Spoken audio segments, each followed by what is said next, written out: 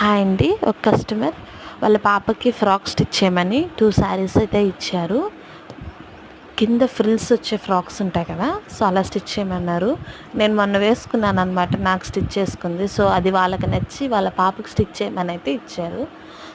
ఫస్ట్ది వచ్చి grey colour and ఇది వచ్చి పింక్ కలర్ శారీ. సో రెండు జార్జెటే అండ్ చాలా స్మూత్గా అయితే ఉన్నాయి.